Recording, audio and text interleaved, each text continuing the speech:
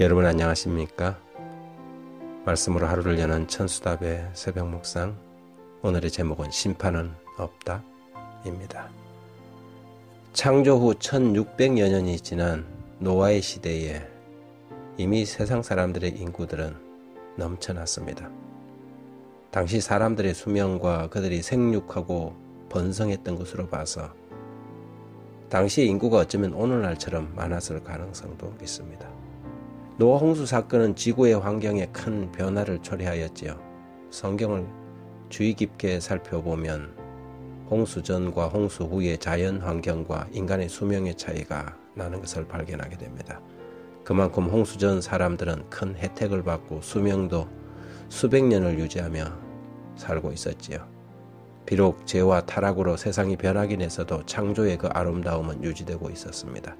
하지만 이러한 유리한 조건과 환경이 사람들에게 하나님을 더 잘 섬기고 그분의 뜻에 순종하기보다는 자신들의 이기심과 우상 숭배를 위하여 활용하게 되었지요.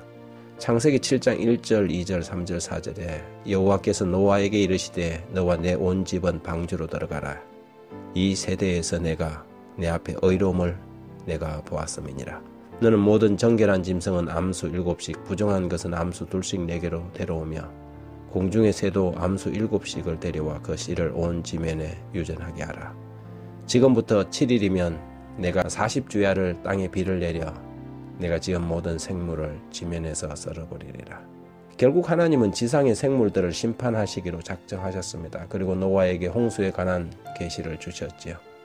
그리고 그 심판의 홍수를 견딜 수 있는 방주를 짓도록 명령하셨습니다.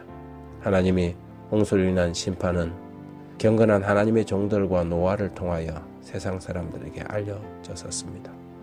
그리고 방주로 들어온 사람들만이 그 심판에서 살아남을 수 있다는 구원의 메시지도 전달되었지요.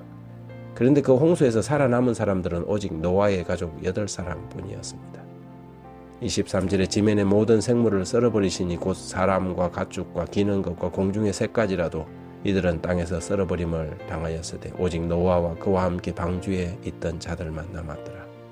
어떻게 그 많은 사람들이 하나님의 계시와 말씀을 그렇게 무시하고 그 기별을 하찮게 여길 수 있었을까요?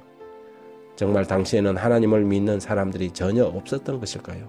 그렇지는 않습니다. 노아 당시에도 스스로 하나님 숭배자라고 자처하는 수많은 사람들이 있었고 자기들 나름의 방식으로 하나님을 섬겼지요. 그러나 그들이 하나님을 섬기는 방법은 우상 숭배의 일종이었고 저들이 하나님의 기별에서 벗어나 가인처럼 자기들 방식으로 하나님을 섬겼던 것입니다. 오히려 하나님의 뜻대로 사는 노아는 당시 주류 교인들에게 광신자라는 직업을 받았습니다. 지식인들과 현인들은 진리의 반대편에 서서 노아의 주장을 과학이라는 이름으로 반박하였습니다. 지금까지 비가 온 적이 없으며 하나님의 품성의 특성상 모든 인류를 심판하실 것이라는 노아의 주장은 과학적으로도 종교적으로도 맞지 않다고 주장했지요. 노아의 기별을 들은 사람들은 한때 두려움 속에서 자신들의 죄를 회개하고 돌이키려고 하였지만 대다수의 군중들과 여론을 의식한 나머지 자신들의 죄를 버리지 않기로 작심한 것입니다. 부조와 선지자 96페이지에 이런 글이 기록되어 있습니다. 그러나 노아는 폭풍 후 가운데서 반석까지 굳게 섰다. 대중의 멸시와 조롱에 둘러싸인 그는 거룩한 성실과 확고부동한 충성을 나타냈다. 오늘날에도 마찬가지입니다. 세상 최후의 심판이 다가오고 있지만 수많은 사람들이 준비되어 있지 않습니다. 은혜의 방주 되신 예수 그리스도께로 들어오도록 촉천되지만 사람들은 그 기별에 귀를 기울이지 않습니다. 자신들 나름대로의 방식으로 하나님을 섬긴다고 하지만 실상은 우상 숭배자들로 오늘날 교회는 넘쳐나지요.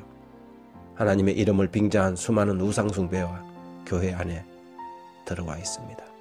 자신들의 죄를 버리고 전적으로 하나님의 말씀에 순종하며 다가오시는 어린 양 대신 우리들의 신랑을 맞이하려고 스스로를 구별하여 거룩한 신부로 준비된 사람들이 그렇게 많지 않습니다. 하나님의 성령은 오늘날 깨어라 깨어라 깨어라고 긴급하게 소리치고 있지만 영적 깊은 잠에 취한 사람들은 그 음성을 알아듣지 못합니다. 지식인이라는 사람들은 모든 자연 계시가 그 만물을 만드신 하나님의 손 아래 놓여 있음을 인식하지 못하고 자연의 원리만 따지고 있습니다.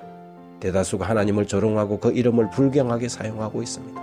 지금은 노아의 시대와 같은 시대입니다. 사람들이 자신의 쾌락을 위하여 먹고 마시고 시집가고 장가드는 그런 세대이지요.